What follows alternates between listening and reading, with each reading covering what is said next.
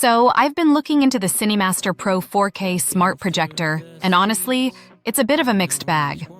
The marketing promises a huge 100-inch cinematic experience with 4K quality and up to 8,000 lumens of brightness. Sounds amazing, right? Well, the reality is quite different. Most independent reviewers say the projector actually runs at a native 720p resolution, and the brightness is much lower than advertised. In real-world use, you'll need a very dark room to get a decent picture. Now, it's not all bad. It comes with Android 11, dual-band Wi-Fi, Bluetooth 5.0, and a really handy 180-degree rotating stand. Auto keystone correction also makes setup quick and easy, whether you're projecting on a wall or even the ceiling. The biggest concerns come from customer reviews.